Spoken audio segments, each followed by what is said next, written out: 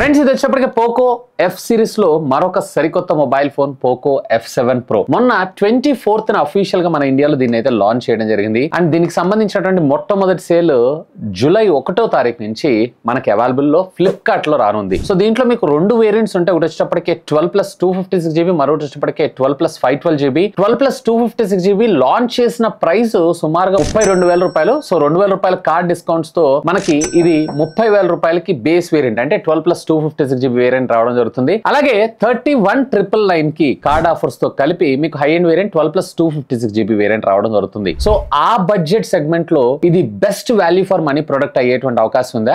ఎవరికి ఈ mobile phone, ఎవరు ఈ మొబైల్ ఫోన్ స్కిప్ చేయాలి అనేది ఈ వీడియోలో మీతో నేను డీటెయిల్డ్ గా ఇన్ డెప్త్ రివ్యూ రూపంలో డిస్కస్ చేయబోతున్నాను. సో వీడియోని స్కిప్ చేయకుండా చివరి దాకా చూడండి, సో దట్ మీకు ఒక క్లియర్ ఐడియా వస్తుంది. సో ఇక ఏ వీడియోస్ మీరు చూడాల్సిన అవసరం లేదు. Hi, this is Vasu again signing in. Welcome to my channel Vasu tech vlogs.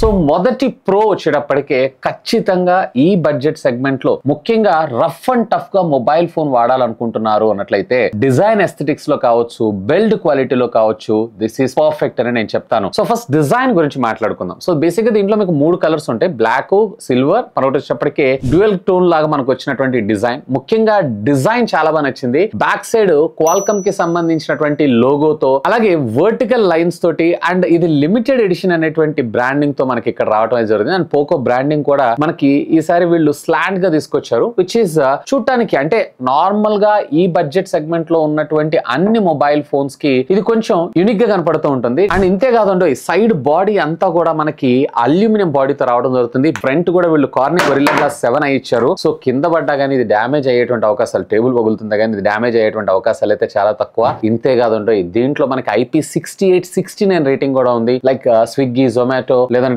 Ola, Rapido ఇలాంటి సర్వీసెస్ చేసేటువంటి ఎంప్లాయీస్ ఎవరైతే ఉన్నారో వాళ్ళందరికీ కూడా ఇది పర్ఫెక్ట్ చాయిస్. ఎందుకంటే వాళ్ళ రకరకాల వెదర్ కండిషన్స్ లో ఆ బైక్ మీద హోల్డ్ చేసి తీసుకెళ్తాం, లేదా వర్షంలో తడిచినప్పుడు ఇలాంటి సందర్భాల్లో కూడా ఇది ఎలాంటి డ్యామేజ్ కాకుండా ఈ బడ్జెట్ సెగ్మెంట్ లో పర్ఫెక్ట్ బిల్డ్ క్వాలిటీతో లాంచ్ చేసినటువంటి మొబైల్ ఫోన్ ఇదేనే మనం ఖచ్చితంగా చెప్పుకోవచ్చు. ఒకవేళ మీరు durability main priority, rough and tough గా నేను మొబైల్ ఫోన్ వాడతానన్నా అన్నట్లయితే కనుక పర్ఫెక్ట్ ఫర్ యూ. అండ్ మరొక ప్రో ఎలిమెంట్ విషయానికి వచ్చారంటే దీని బ్యాటరీ గురించి కూడా మాట్లాడుకోవాలి. India's first 7550 mAh of the బ్యాటరీతో మనకి ఇది రావడం జరుగుతుంది, which comes with 90 watts of fast charging technology కూడా. అండ్ ఇంకోటి ఏంటి అంటే దీన్ని పోర్టబుల్ పవర్ బ్యాంక్ లాగా కూడా యూజ్ చేసుకోవచ్చు. డైరెక్ట్ గా మరొక మొబైల్ ఫోన్ ని చార్జ్ చేసుకోవచ్చు 22.5 volts ఆఫ్ అవుట్పుట్ తోటి. ఆల్మోస్ట్ ఆరామ్సే ఒకవేళ మీరు కనుక మోడరేట్ యూజర్ అయి ఉన్నట్లయితే కనుక 3 days, ఒకవేళ లేదు కొంచెం హెవీగా యూజ్ చేస్తానన్నా అన్నట్లయితే కనుక 2 days పక్కాగా వస్తుంది. ఈవెన్ మీరు పబ్జి 24 గంటలు గేమ్స్ ఆడుతూ, అలాగే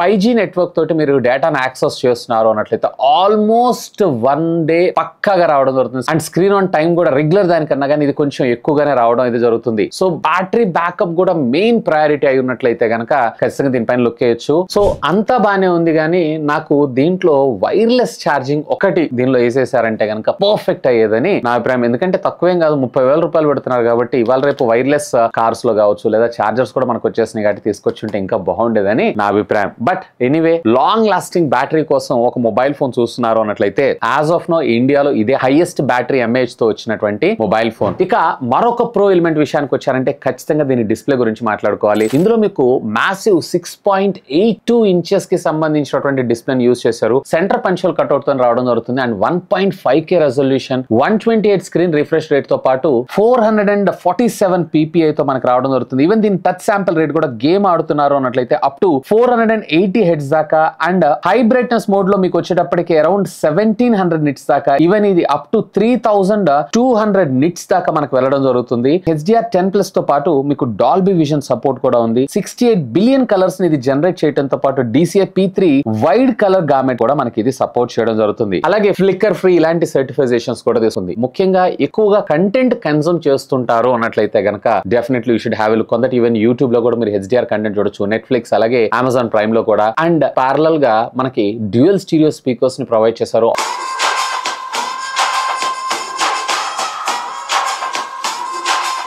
ఆడియో కూడా క్రిస్ప్ అండ్ క్లియర్ తో పాటు even Dolby Atmos audio support కూడా ఉంది, which is good. Main key highlight ఈ బడ్జెట్ సెగ్మెంట్ లో వీళ్ళు క్వాల్కమ్ స్నాప్ డ్రాగన్ కి సంబంధించినటువంటి 8s Gen 4 ప్రాసెసర్ ని మన ముందు తీసుకొచ్చారు. ఇది 4 నానోమీటర్ బిల్ఫిట్ టెక్నాలజీ మీద డిజైన్ చేసినటువంటి processor, TSMC make and LPDDR5X టెక్నాలజీకి సంబంధించినటువంటి ర్యామ్, UFS 4.1 స్టోరేజ్ ని మన ముందు తీసుకొచ్చారు. ఎక్కడా కూడా వీళ్ళు కాంప్రమైజ్ కావలేదు. పెర్ఫార్మెన్స్ లో ది బీస్ట్ అని చెప్పొచ్చు. ఆల్మోస్ట్ ఆల్ మీరు ప్రీవియస్ జనరేషన్ ఆఫ్ క్వాల్కమ్ తో పోల్చారు అన్నట్లయితే 8 Gen 3 ప్రాసెసర్ తో ఈక్వలెంట్ అని చెప్పుకోవచ్చు. 2 మిలియన్ దాకా యాంటీ-2 బెంచ్ మార్క్ స్కోర్, అలాగే సింగిల్ కోర్ లో వచ్చేటప్పటికి మీకు 1852, మల్టీ కోర్ లో వచ్చేటప్పటికే అరౌండ్ 5800, అలాగే 89% CPU థ్రాటిల్ లో మనకి ఇది రావడం జరిగింది. సో ఎక్కడ మీకు హ్యాంగ్ గానీ ల్యాగ్ గానీ లేకుండా ప్రాపర్ గా పవర్ఫుల్ ఫోన్ ఒకటి కావాలి. ముఖ్యంగా ఈ బడ్జెట్ లో గేమింగ్ సెంట్రిక్ గా మీకు ఒక స్మార్ట్ ఫోన్ చూస్తున్నారు అన్నట్లయితే definitely you should have a look on this. And even మనకి BGMI, Asphalt 9 ఇలాంటి గేమ్స్ ఆడుతున్నా గానీ హీట్ అయితే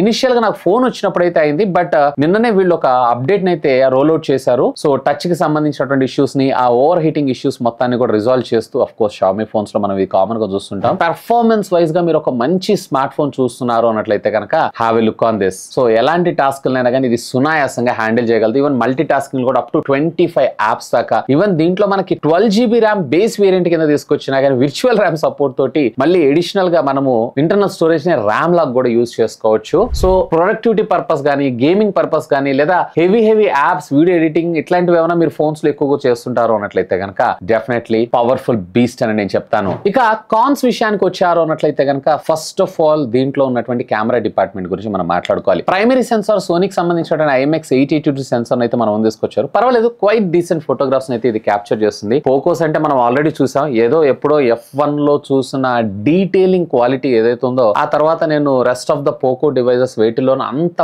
పర్ఫెక్షన్ అయితే చూడలేదు. వీళ్ళు బేసిక్ గా పెర్ఫార్మెన్స్ ని కాన్సన్ట్రేట్ చేస్తూ ఫోన్స్ అయితే లాంచ్ చేస్తారు. కెమెరాస్ లో వీళ్ళు పెద్దపీట అయితే వేయరు. బట్ ఎనీవే 50 మెగాపిక్సెల్ కి సంబంధించినటువంటి ప్రైమరీ సెన్సార్ తీసుకొచ్చారు. క్వైట్ డీసెంట్ ఫోటోగ్రాఫ్స్ ని క్యాప్చర్ చేయొచ్చు. మరొక 8 మెగాపిక్సెల్ అల్ట్రా వైడ్ యాంగిల్ తీసుకొచ్చారు కానీ ఏదో నామకే వాస్తే ఫోటోస్ ని తీస్తుంటారు. సో మనకు ప్రైమరీ సెన్సార్ లో మాత్రం డీసెంట్ కెమెరా అని అంటాను. అండ్ ఫ్రంట్ వీళ్ళు 20 మెగాపిక్సెల్ సెల్ఫీ కెమెరాని మన ముందు తీసుకొచ్చారు. పర్వాలేదు, అబోవ్ యావరేజ్ ఫోటోస్ అయితే ఇది క్యాప్చర్ చేస్తుంది. బట్ ఇక్కడ డిసప్పాయింట్మెంట్ థింగ్ ఏంటి అంటే ఆల్మోస్ట్ ఆల్ 30,000 రూపాయలు పెడుతున్నప్పుడు ఫ్రంట్ వీళ్ళు 4K వీడియో రికార్డింగ్ కాంపాక్టబిలిటీస్ అయితే మనకు ప్రొవైడ్ చేయలేదు. 1080లో 30 లేదా 60లో మాత్రం మీరు వీడియోస్ రికార్డ్ చేయొచ్చు. వేరే రేర్ వచ్చేటప్పటికి వీళ్ళు 4K లో 30 అలాగే 60 రెండిట్లోనూ మీరు వీడియోస్ అయితే రికార్డ్ చేసుకోవచ్చు. సో ఈ బడ్జెట్ సెగ్మెంట్ లో వీళ్ళు instead of ultra wide angle telephoto లేదా టెలిఫోటోను కూడా యాడ్ చేస్తే ఇంకా బాగుండేది. ఆల్మోస్ట్ ఆల్ చాలా కంపెనీస్ అయితే మనకు ప్రొవైడ్ చేస్తున్నాయి. ఇంకా దీనికన్నా తక్కువ ప్రైసింగ్ ఉన్నటువంటి మొబైల్ ఫోన్స్ లో కూడా ఏదైనా కానీ పోకోలో వీళ్ళు కెమెరా సెంట్రిక్ ఎక్కువ అయితే తయారు చేయరు ఫోన్స్. సో నామకే వాస్తే ఏదో కెమెరాస్ ఉన్నాయా అంటే ఉన్నాయి. ఇక రెస్ట్ ఆఫ్ ద ఫీచర్స్ అన్ని వెరీ కామన్ గా మనం చూస్తుంటాం. దీంట్లో NFC ఉంటుంది, IR బ్లాస్టర్ ఉంటుంది, optical under display finger print scanner, అలాగే A based face unlock, Wi-Fi 7, Bluetooth 5.4